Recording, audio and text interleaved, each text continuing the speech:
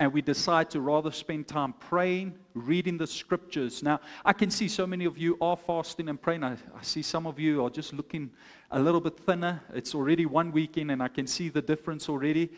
And I had to laugh this week. I said to my wife, I think the Lord ordained it that way because we Christians love our Christmas celebrations and the family meetings in December and all these afsluitings and closures for the year. And I think God just put it in our hearts and said, you guys got to fast a little bit in January, especially you pastors. You need the fast.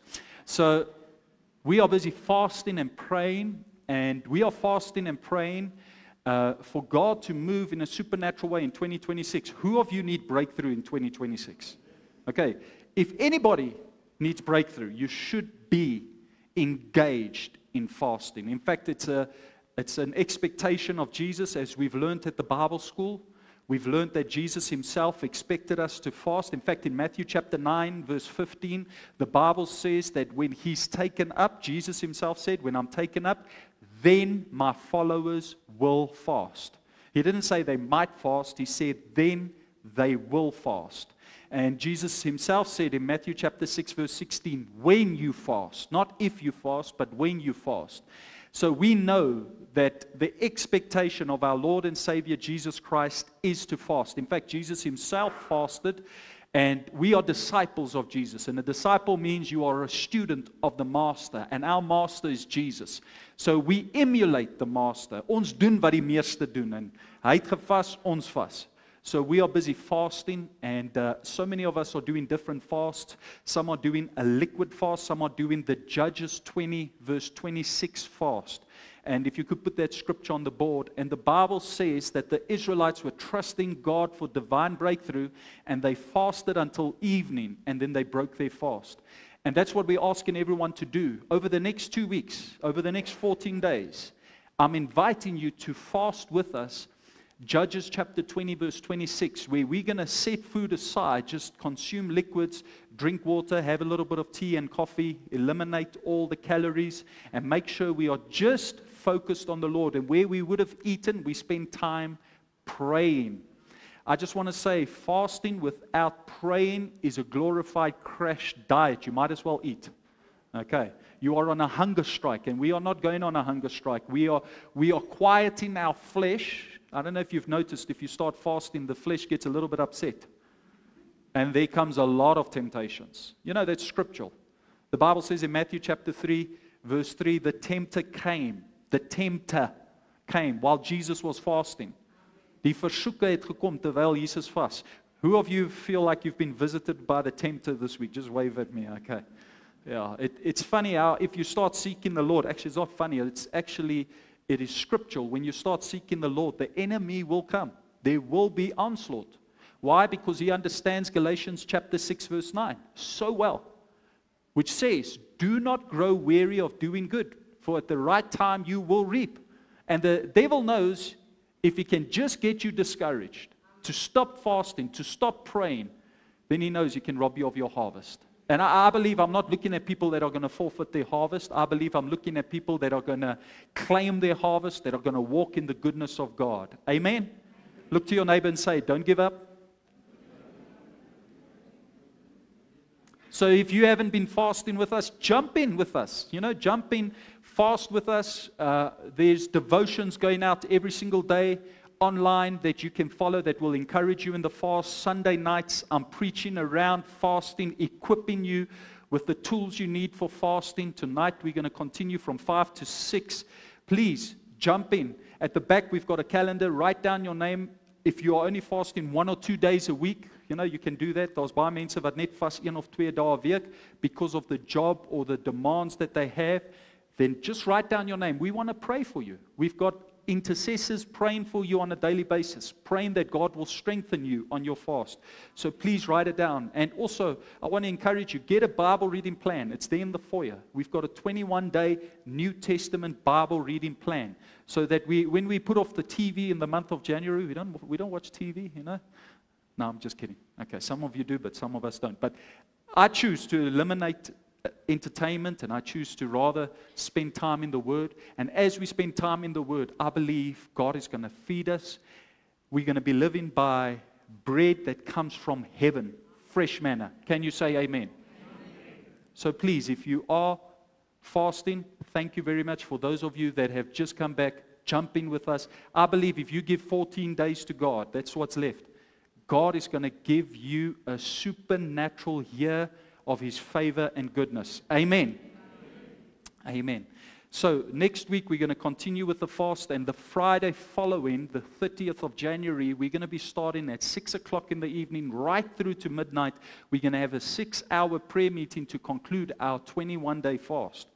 And everybody's invited, even people from other churches. Some of you have asked, Pastor, can I invite friends from other churches? Please do.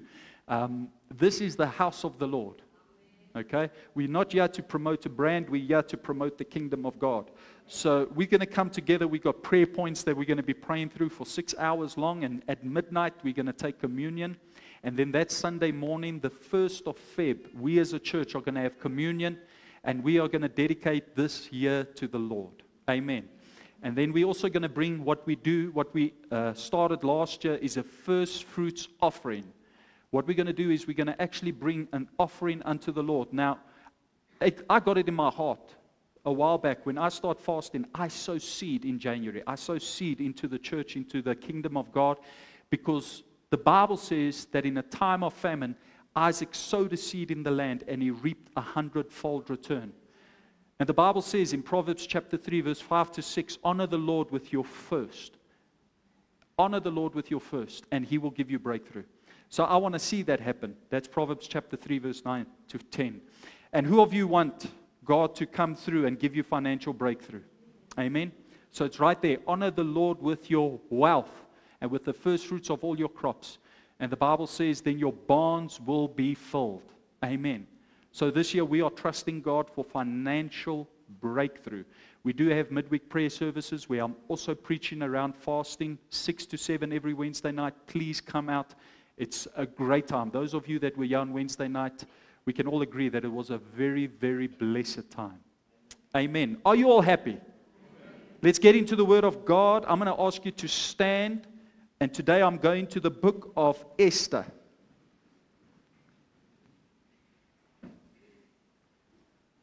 Today I'm going to the book of Esther, chapter 4. And I'm going to be reading from verse 13. So that's Esther chapter 4, verse 13. And as we are going to the Word, I want to quickly share with you something that I heard took place. There was recently a new minister that moved to a certain town, and he was going from door to door, knocking on the doors, welcoming people, inviting people to his church. And the story goes that he came to a certain house, and he knocked on the door, and he heard people inside the house. In fact, he heard footsteps. And he looked through the window and he saw somebody was running away. And he knocked harder and nobody came out. And he knocked harder and nobody came out. So he wrote a note. And on this note he wrote Revelation chapter 3 verse 20. And listen to what the Bible says. Listen, I stand at the door and knock. If anyone hears my voice, open the door. And he thought that's quite a cute message. And he left it right there on the door. Sure enough, the following Sunday at church, somebody that he didn't recognize came to him and gave him that exact note back. And on the front was this scripture, Revelation chapter 3 verse 20. And as he flicked it, he saw the person wrote on the back Genesis chapter 3 verse 10, which says, I heard you in the garden. I was afraid and hid from you because I was naked. I want us to go to Esther chapter 3 verse 15. Listen to what the Bible says. We're going to all read it together. I'll read out loud. You can follow. And he sent back this answer. Do not think that because you are in the king's house, you are alone of all the Jews who will escape. For if you remain silent at this time, relief and deliverance for the Jews will arise from another place. But you and your father's family will perish. And who knows but that you have come to a royal position for such a time as this. Then Esther sent this reply to Mordecai. Go gather together all the Jews who are in Susa and fast for me. Do not eat or drink for 3 days, night or day. I and my maids will fast as you do. And when this is done, I will go to the king, even though it is against the law. And if I perish, I perish. In other words, if I die, then I die. Verse 17. So Mordecai went away and carried out all of Esther's instructions. This morning I want to bring a prophetic message for somebody in this church, in this congregation. I want to bring a prophetic message in this hour, and I've come to announce to you that 2026, you're going to see a supernatural turnaround of God's goodness. Can you say amen? I believe the enemy is coming against you, but God is going to start turning things in your favor as you seek Him, as you put Him first, and you're going to see a turnaround. Who of you are trusting God for a turnaround? Where people mean to harm you, God is going to use it to bless you. Amen. So please help me preach this. Look to the people behind you, in front of you. Don't look to the person next to you. You've spoken enough to them. Just look at the person behind you, in front of you, and say, get ready for a turnaround from heaven. You may be seated in the presence of God.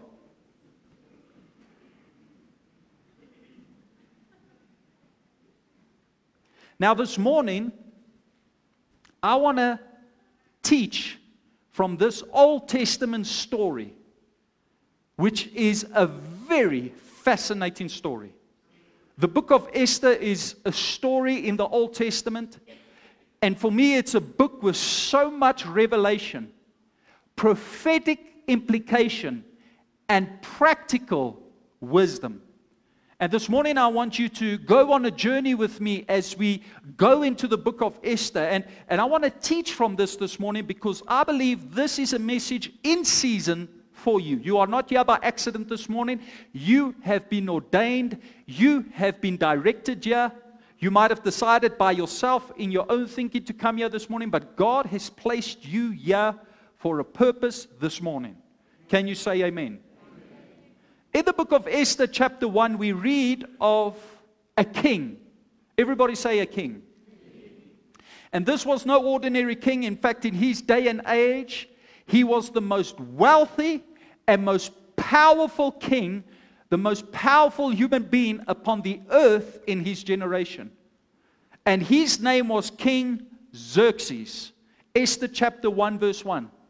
And he had such a vast kingdom that the Bible says it stretched all the way from India, modern day India, all the way to the Nile, Egypt. That's how big this kingdom was. And this king, who's a heathen, pagan king, rules over 127 provinces. In South Africa, we got 9 provinces. But in his kingdom, he had 127 provinces. So this is how big his kingdom is. This is how wealthy he is, because he's got all the wealth from those provinces and from those nations and kingdoms that are under his rule in his empire.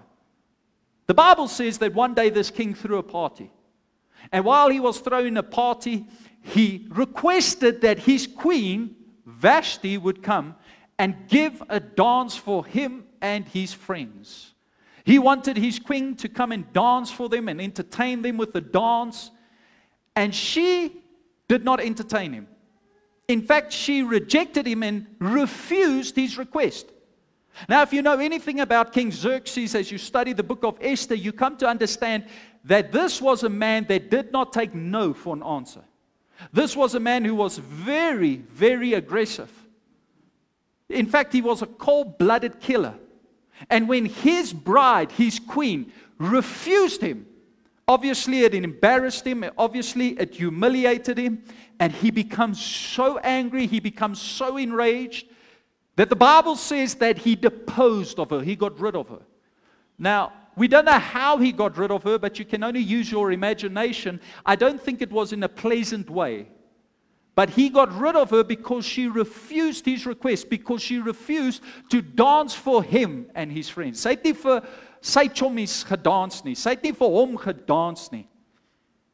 So, now what happens is, the book of Esther in Esther chapter 2 tells us now there's no queen next to the king. So now there goes a search throughout the 127 provinces through the kingdom of Persia for a queen for the king. And the Bible says that all these beautiful women from all 127 provinces, the most elegant, the most beautiful, were gathered together for somewhat a beauty competition to see who would become the next queen for the king, who would come and sit on the right hand of the king. And this was the original Bachelor, you know, the TV reality show, you know. In the Bible, they've even had the Bachelor. And this is the Bachelor playing out. And all these women, they're busy competing with one another. In fact, the Bible says it was 12 months, a whole process that these women had to go through. And men, you got to think with me. Sometimes you get frustrated because your wife takes so long to do her makeup. These women had to, for 12 months long, eat the right diet. They had to drink the right stuff. They had to put on ointments. I mean, imagine getting ready just to meet a man, and it takes 12 long months. Okay? That's a long time. Who of you would agree? But it was a process that all these women had to go through because nobody could just appear before the king.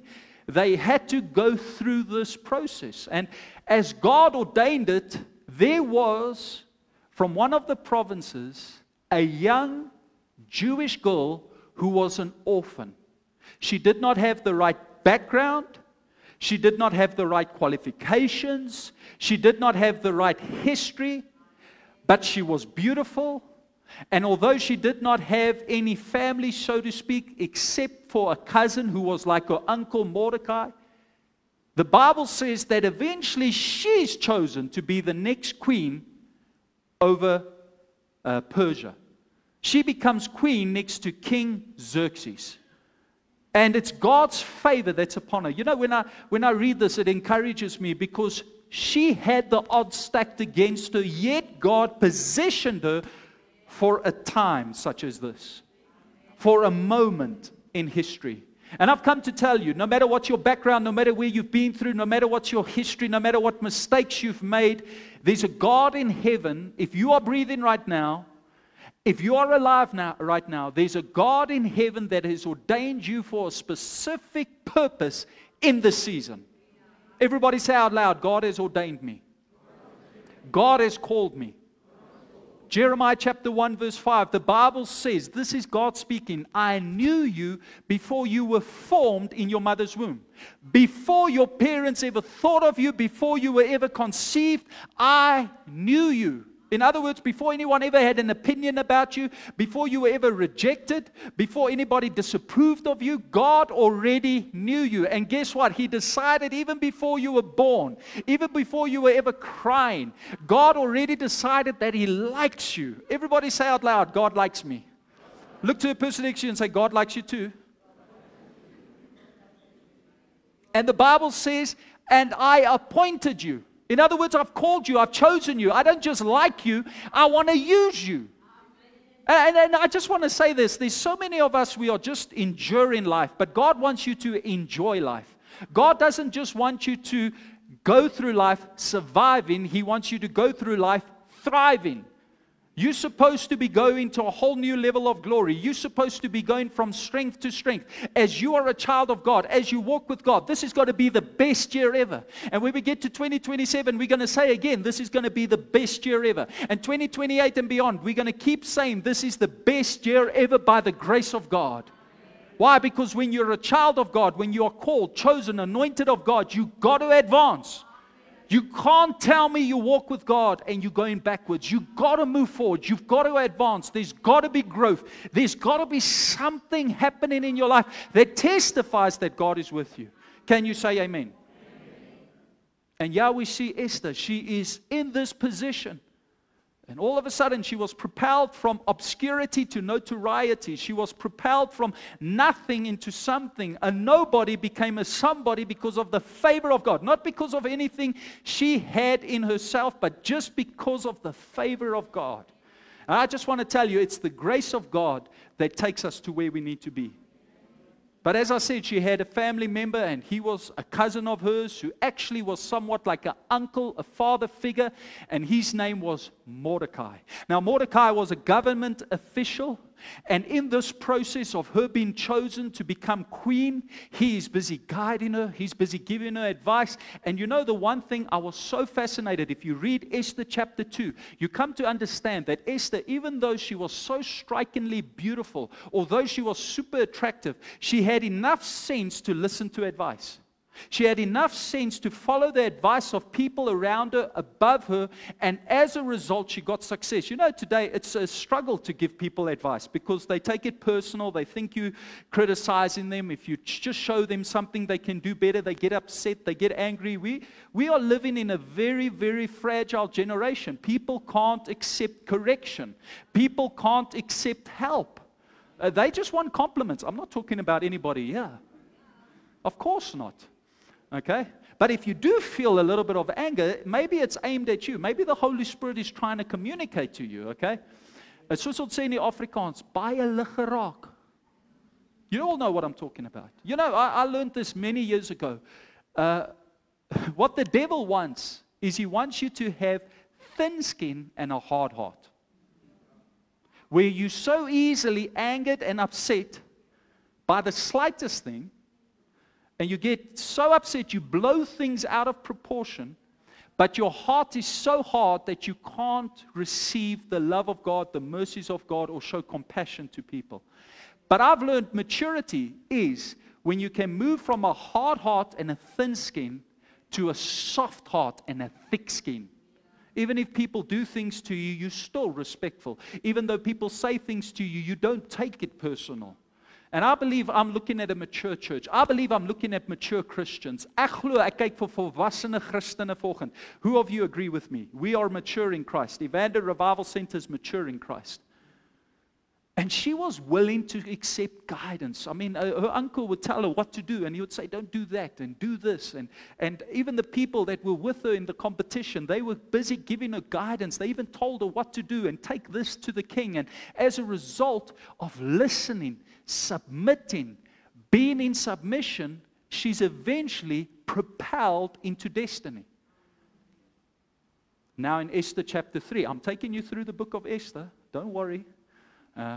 In a moment, I'm going to get back to my scripture. Just give me an hour or two and we will get there. But the Bible says in Esther chapter 3, there was a man that rose up in Persia. And this man's name was Haman.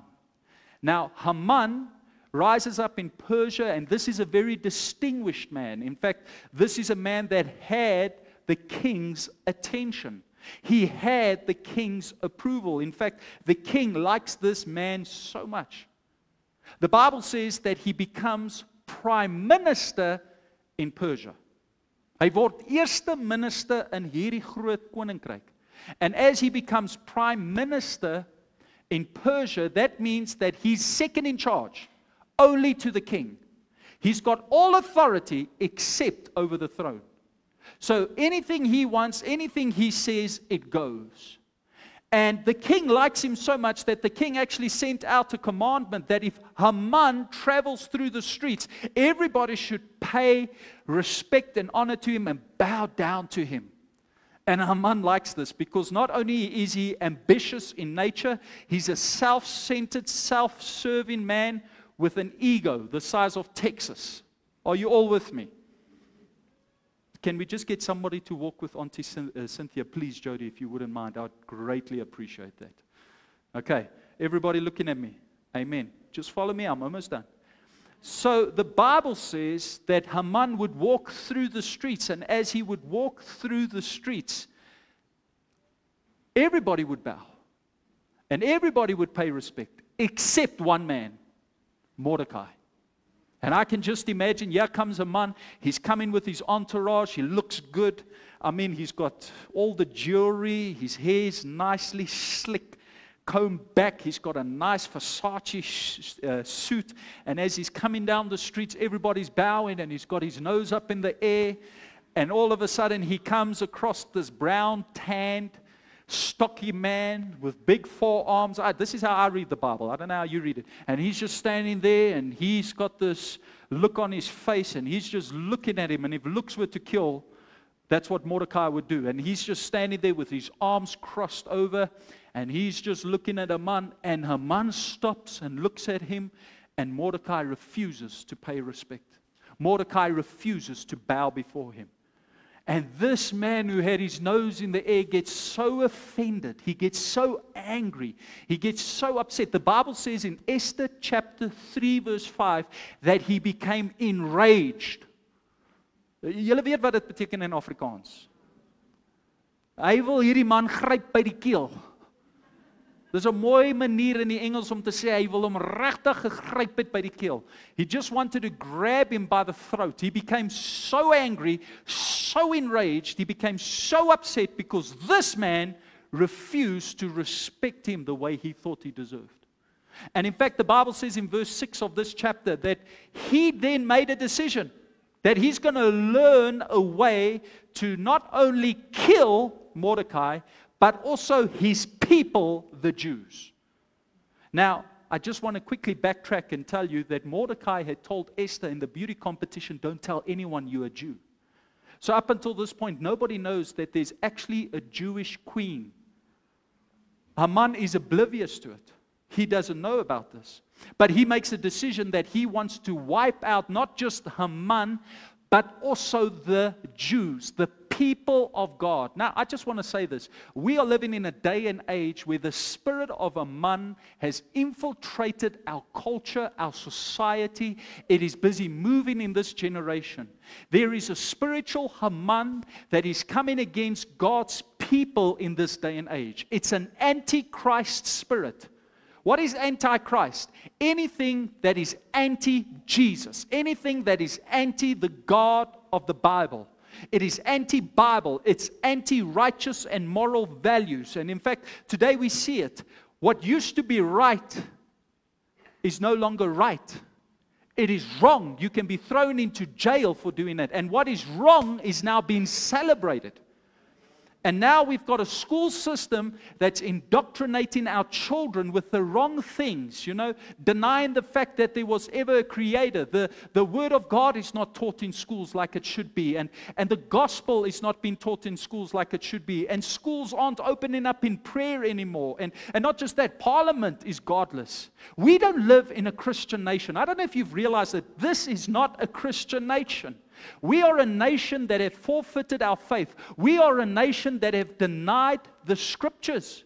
If this is a Christian nation, then you've got to ask yourself, then why are we under attack? Why so much crime and corruption? It's because we've opened up the door to the enemy. But let me tell you something. I take confidence in the Word of God. 2 Chronicles chapter 7 verse 14. God gives a promise. If my people who are called by my name would just start praying, if they could just humble themselves, turn from their sins, I will hear from heaven loud and clear. I will heal and restore their land. And I've come to tell you there's a God in heaven that is waiting not for the people that are unsaved in South Africa, but the church, the people that are sitting Sunday in and Sunday out in every church to just start praying. The future, the destiny of South Africa is lying in every church. And while we are wanting a change of power and we want a new president and a new political party to come in power, let me tell you something. If you could see with your spiritual eyes, it's a demon ruling. And it doesn't matter who comes into power unless they are born again, filled with the Holy Spirit, standing upon the scriptures, got the fear of God upon them. That demon will just overtake the next person. It's a demonic rule. The Bible says your war is not against flesh and blood, but against the principalities, the powers of darkness of this world. Who of you believe what I'm saying? It's scriptural. And we see this in the book of Esther. The spirit of Haman, this antichrist spirit, is coming against God's people. But I love the fact that Jesus gave us all a promise. And listen to what Jesus said in Matthew chapter 16, verse 18. He says, I will build my church. Everybody say, He will build His church. On the rock He'll build His church, and the gates of hell will not overcome it. Oh, hallelujah. That makes me excited. That tells me that no matter what happens, no matter what onslaught or threat comes against Christians, the devil will not be able to overcome us. God is not a liar. Has He not said it? Will He not do it? Will He not bring it to pass? Are you all with me? Who of you believe God's word? I believe God's word. And Jesus said, the gates of hell will not prevail against my church. Why? Because our foundation is the word of God. And that's what I'm doing. I want my life to be built upon God's word. Matthew chapter 7 verse 24, the Bible says a wise man builds his house upon the rock, and the rock is God's word. And I want to build my life upon God's word. In fact, I want to build this church upon God's word. This is going to be a church where the word of God is being preached. Why? Because that is a sure foundation. And as we build our lives upon God's word, no storm, no devil, no onslaught of any antichrist will be able to come against us. Can you say amen? And Haman comes against God's people. In fact, what he does is he comes together with this devious plan. This is a devious man, a man of manipulation. And what he does is he goes to the king one day, and I can just imagine they're busy eating lunch, and they're busy having a conversation. And he says to the king, oh, great king, I just want to tell you, there's a group of people right throughout the empire and right throughout the kingdom. I just want you to know they're not following your laws. And I just want to inform you, king, that they've got no respect for your rule. And they don't do what the other people do. And in fact, king, I just want to submit to you that we need to exterminate these people. Let's get a date. Let's kill these people. Let's wipe them out. And the king is busy eating his lunch, and he looks up and he says, sure, whatever, do it. Go ahead. Anyway, do you want to order something else to eat? This is how cold-blooded these people are in the Bible. And so they actually set in a mandate that at a certain date, all of the Jews must be wiped out throughout that whole kingdom, all 127 provinces. And the Bible says that it went out, and listen to what the Bible says in Esther chapter 3, verse 13. The Bible says, wherever this was proclaimed by couriers, with the order to destroy, kill, and annihilate all Jews, young and old, women and little children, on a single day, and to plunder their goods. Imagine how devastating that must be. Imagine if somebody came with news and said within a month's time, on this date, there's going to come a military force into this place, and it's going to just start killing women, men, children, babies, doesn't matter. And they're going to take your property and your wealth. There's going to be firing squads. And if you are a believer, you're just going to be taken right out. Imagine how you would feel. Imagine how devastating it must have been. And the Bible says in Esther chapter 4 verse 3 that wherever this was proclaimed, the people were weeping and crying. They were so devastated. They were so devastated because they knew that they are about to get wiped out. They knew this king is a cold-blooded killer. And a mandate from the king is the law.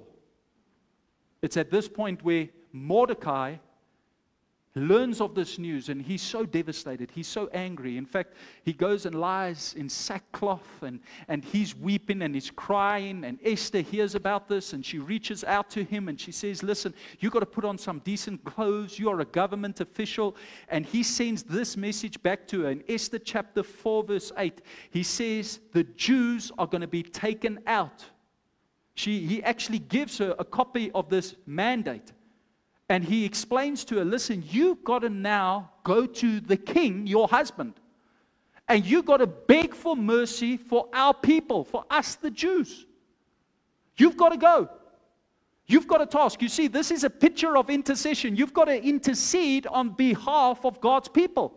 You've got to stand in the gap. We need you, Esther. We need you. And I just come to tell you, while we are fasting and praying, there are people that need us to fast and pray. There are people that need our consecration. There are people that need our devotion. Our children need it. Our grandchildren need it. Our spouses need it. The people around us, our fellow brothers and sisters in Christ, need us to pray together, to intercede together, to fast together. Are you all with me? Somebody is dependent upon you praying at the beginning of the year. You know, me and my wife, we pray for our children. I said to the other day, it was so nice. My wife made them some lasagna and it smelled so good. And, it smelled good. And, you know, and I know I'm a man of faith, but man, was I tempted. And sometimes you don't need the devil to tempt you. You just need your wife to make some lasagna. And while she made it, she's hungry and I'm hungry, and they eating away, and they just enjoying themselves. And, you know, I said to my wife, the thought came up in my heart that just comforted me. They can feast while we fast. Because we are fasting, they get to feast.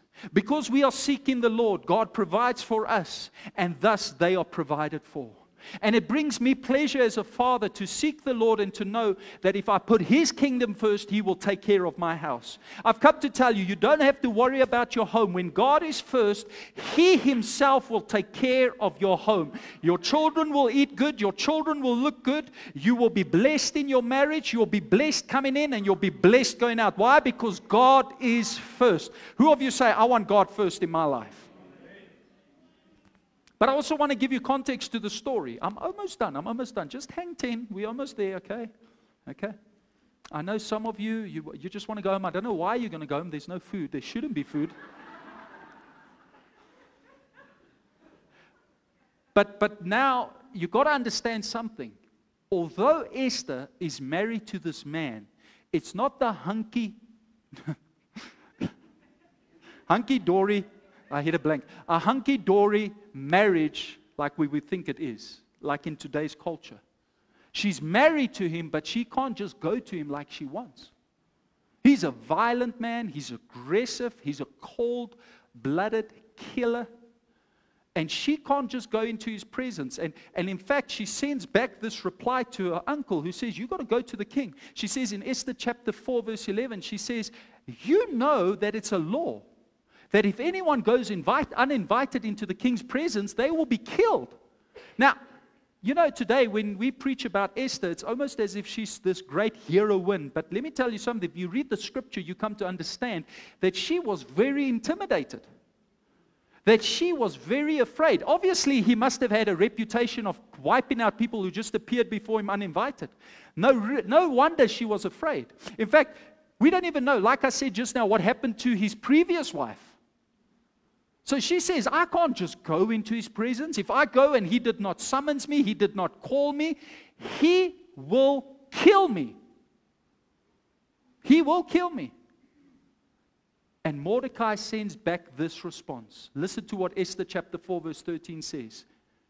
Do not think because you are in the king's house, you are alone of all the Jews who will escape.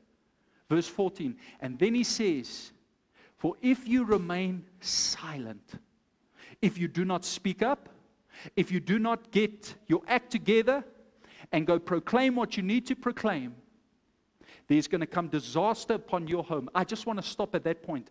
The devil would love nothing more than for us to become silent. The devil would love nothing more than for you and me to become passive in our faith. Come to church on a Sunday, it is all good, but just don't start doing what you heard.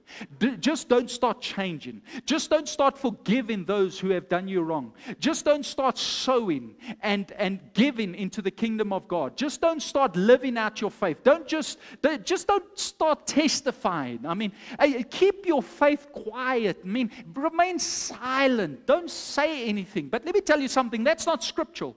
Jesus said, He gave us the Great Commission. He said, go ye therefore and preach the gospel. You can't preach the gospel in silence. Matthew chapter 28 verse 19. Go and preach the gospel to all the nations. Not just the ones that accept you, but even the ones that are hostile towards you. Go and make disciples. Tell them what I told you. Baptize them in the name of the Father, the Son, and the Holy Spirit. Proclaim your faith. And let me tell you something. The devil can't silence me, and he can't silence this church, and neither will he silence you. If we remain silent in this generation, our children will pay the price. While we don't want to share our faith, the other faiths in our community are busy expanding.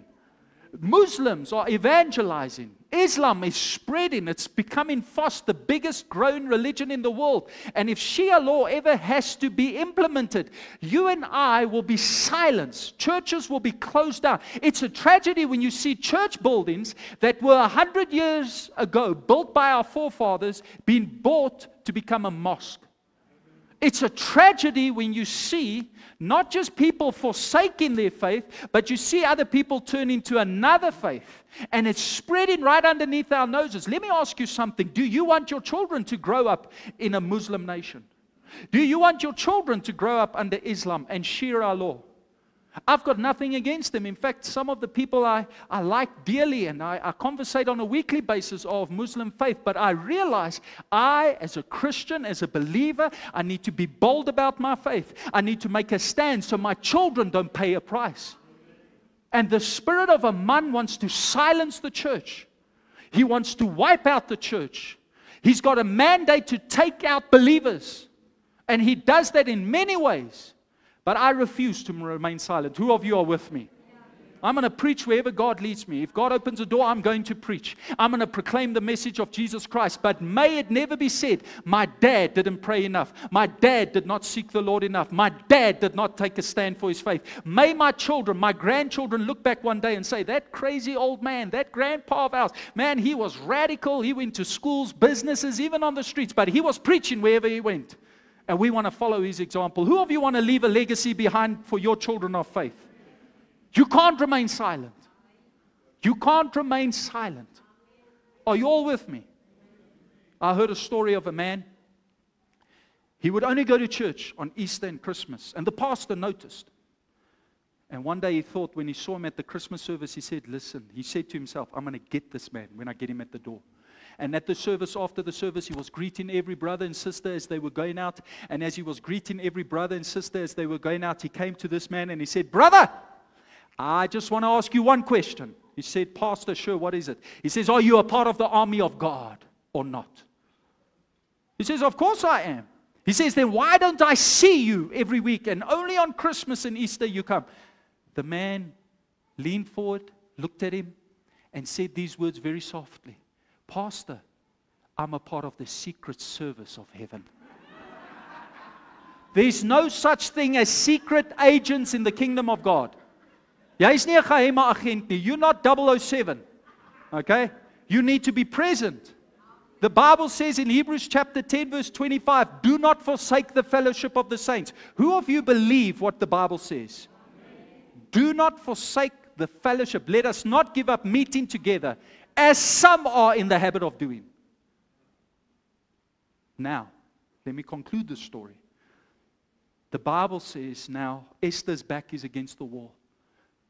Her cousin has basically challenged her, and he said, you're not getting off the hook. Esther, you are in the palace. You are the queen. And he even says to her, if you read there, Esther chapter 4 verse 14, he says, you have been called for a time such as this. Do not forget your God. Do not forget your people. Esther, remember, you have been called. And the Bible says, here is Esther. You can imagine it's difficult. Here is her relative busy badgering her, nagging her. And yeah, she can face certain death if she does what he wants. And the Bible says she did something, and it's something we're all doing right now. And it's something, when I read it, it blessed me. Esther chapter 4 verse 16. Listen to what she says back to her uncle.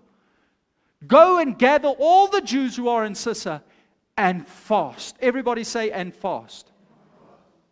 When your back is against the wall, when you are in a predicament, when you're going through difficulty and your heart is broken and you don't see an answer and you don't know the solution, that is the time where you got to fast.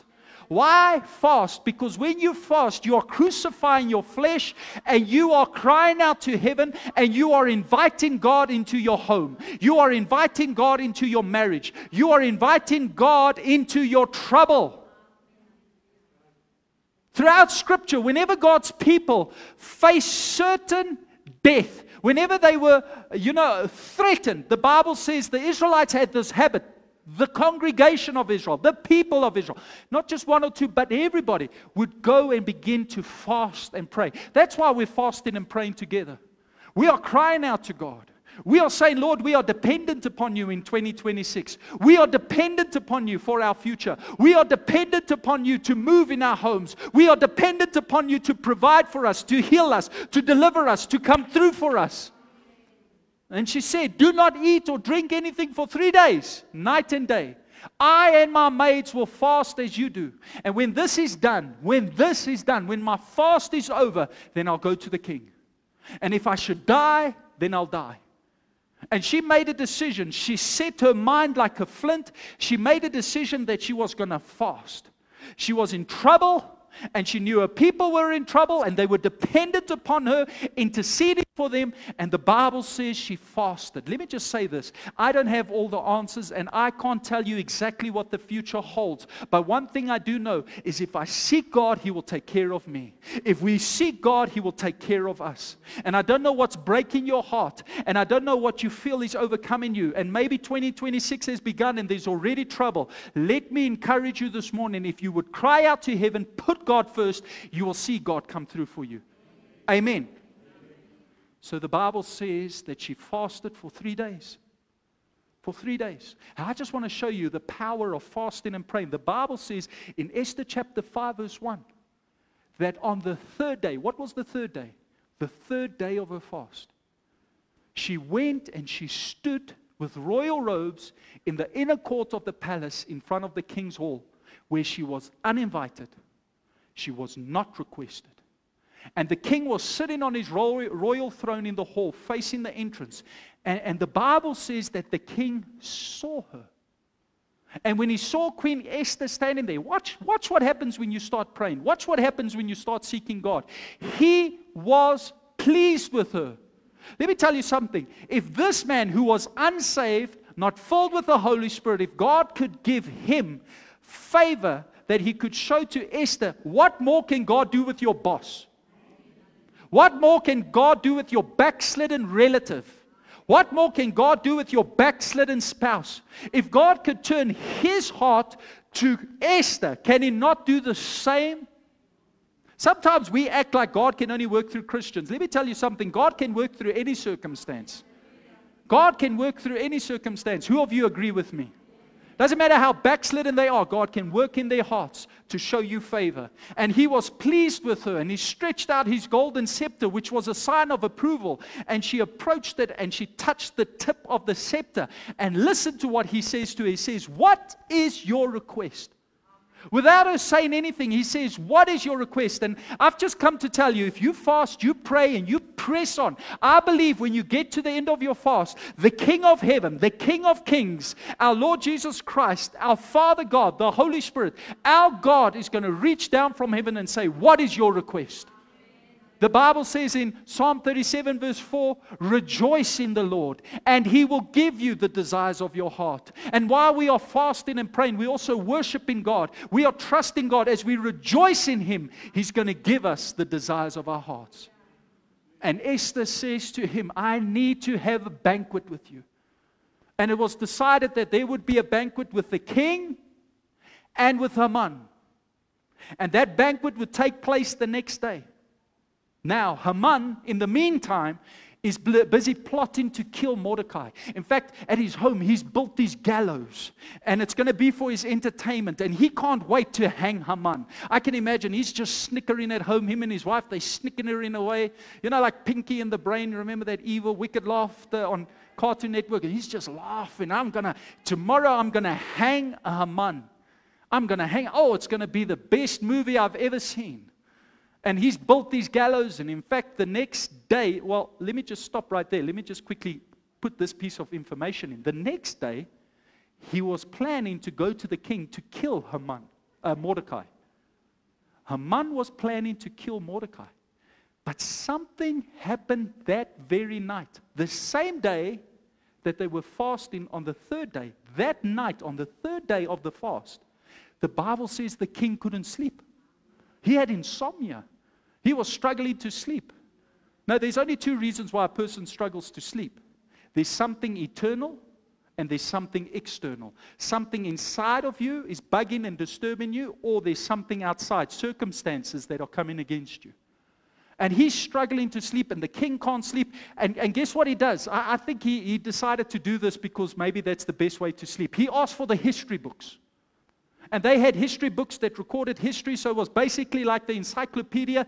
And he's saying, I want to get an encyclopedia, I want to read it. I can't imagine anything more boring to read 12 o'clock at night. And that's why I say, I think he wanted to read it so he can fall asleep. You know how it is. Sometimes when you're struggling to sleep, and then you just start reading a little bit and you fall asleep. Or you start reading your Bible, then you become tired and yawn, and then you become, just the enemy trying to stop you, hinder you. But nonetheless, he asked for the history books, and just watch how God is working. After 3 days of fasting, the Bible says that he then read the history books, and he noticed a footnote in these history books of how Mordecai had foiled a plot to stop an assassination of this king. And the king is shook in the middle of the night. And he thinks to himself, has anything been done for Mordecai? I mean, how do I not know about this? How was my life spared and this man was not honored? And the Bible says the next morning, the king hasn't slept. And I've just come to tell you, your king does not sleep nor slumber. Psalm 121 verse 4, God does not sleep. Your king is at work. And although this king was physically tired, your king doesn't need to sleep. He's working while you are resting. Everybody say, he works while I rest. While you fast and pray, God goes to work. And after they had fasted for 3 days, Mordecai, Esther, and the Jews, the Bible says that the king noticed this. It wasn't coincidence, it was God incidence. And the Bible says the next day, Haman comes to the royal courts, and now he's ready to go to the king and request to kill Mordecai. And he's there, he's fresh as a daisy, he's ready, and he goes up to the king, and the king is tired, and he's got these red eyes, he was struggling to sleep at night. And as he comes into the presence of the king, or the king hears he's waiting for him, the king requests him and says, come. And as he comes into the presence of the king says, Haman, I want to ask you a question. What should be done for a man that does something good for me? I'm just paraphrasing. This is a good man. This is a man that has done so much. This is a man that I want to honor. And this is a man I want to bless. And the Bible says in Esther chapter 6 verse 6, Haman was so arrogant, he thought he was talking about him. And I can imagine Haman's there with his nose in the air, and he's like, oh king, of course it's not me that you're talking about. You know, this false humility. And he's got this ego, and he says, but by the way, you know what would be really nice? If you could take your royal robes and put it on that man. And if it could be done that there is somebody that proclaims in the street, and this man marches through the streets, and there's a proclamation that the king honors this man. Woo, that will be so nice. King, won't you do it? And the king says, I love that idea. Haman, I want you to do it for Mordecai. And I want you to announce to everyone that I honor him. Listen to what I'm saying. Haman was going to the king to kill Mordecai. When he left the king, he had to honor Mordecai. What I'm trying to tell you this morning, when you seek God, God turns things in your advantage. He will disturb people's sleep to show you favor. Are you all with me? This is a supernatural turnaround. That very day, Mordecai should have been hanged. But instead of being hanged, he was honored by his enemy.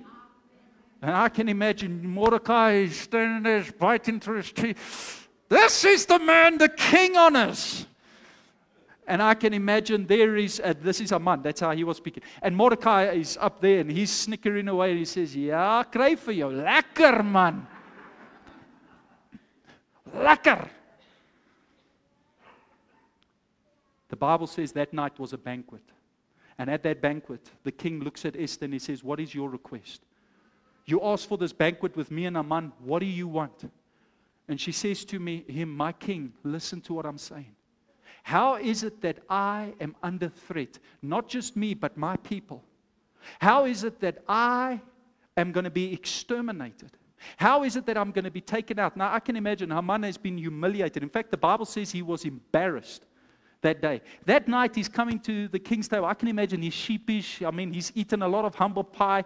He's not in the mood for anything. He just wants to get this banquet over and go home. And all of a sudden, Esther starts speaking about this plot to annihilate her and her people. And I can imagine Haman's eyes are getting bigger and bigger because he doesn't know that she's a Jew. And all of a sudden he's sitting there and it dawns on him. She is speaking about herself and she must be a Jew. And the king stands up and he hits the table and he says, "Who dare plot such a thing?" And she stands up with boldness and she says, "This wicked man called Haman."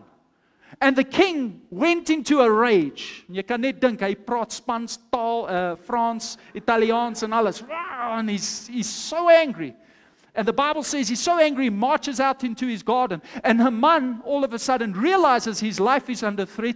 He grabs Esther and he says, "Please spare my life." And at that moment, the king comes back in. He sees her being grabbed by him. He gets upset and he says, "How dare you touch my queen like that?" And the Bible says, this is what King Xerxes said, "You are now going to be killed."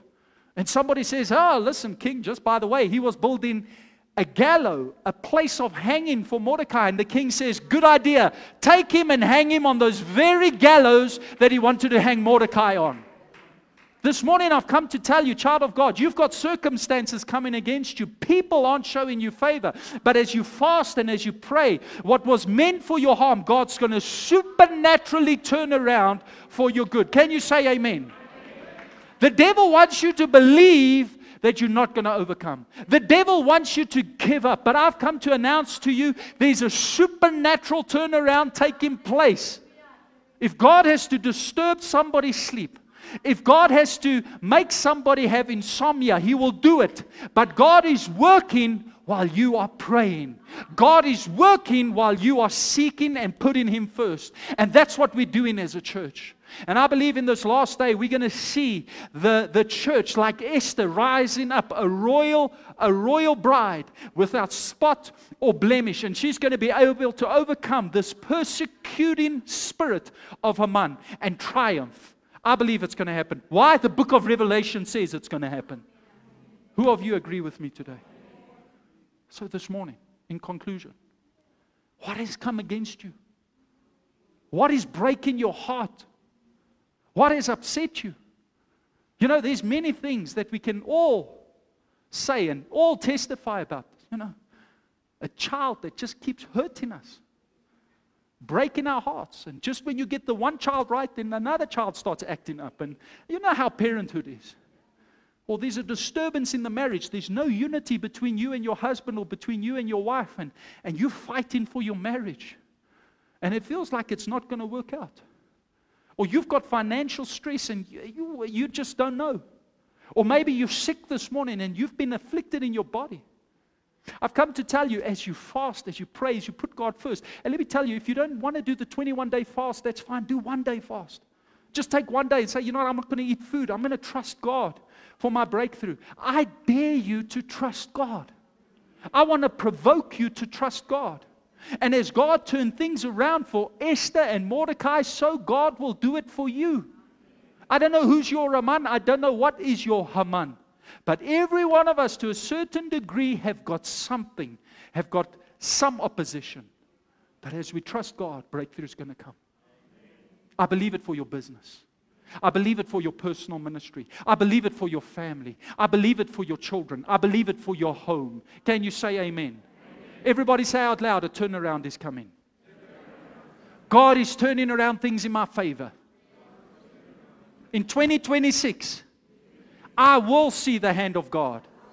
I will see breakthrough. I will celebrate the goodness of God. Now, one final thought. There's a principle of consecration that runs throughout Scripture. What is consecration?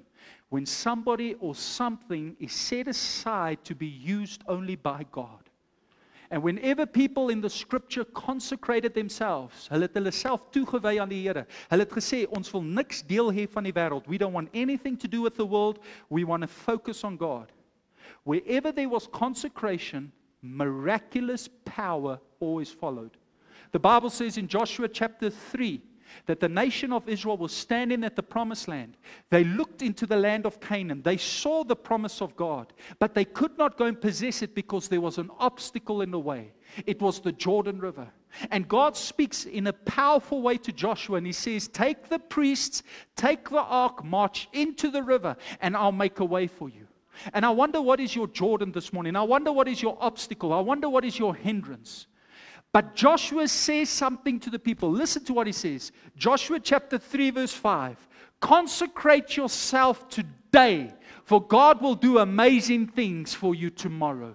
And what we are doing in January is we are consecrating ourselves in the month of January so that God can do miraculous things from February right through to December. If you consecrate yourself today, God will do miracles in your tomorrow. And fasting is one of the most powerful ways you can consecrate yourself. And the Israelites consecrated themselves. And the next day, God split that Jordan wide open that they all crossed over on dry ground. And I've come to announce to you where it seems where there's going to be no way, where it seems as if it's impossible, God can split your Jordan River right open that you walk over in dry ground and you can get into your Canaan. There's a promised land waiting for you. You don't have to figure out how to do it. Just consecrate yourself. Bid, vertrou, maak staat op die Here. Amen? Who of you got something out of this word today? Nobody looking around. I'm going to ask the worship team to come to the front. Let's close our eyes. I want you to focus on God. Just for a moment, let's bring this whole service to a standstill.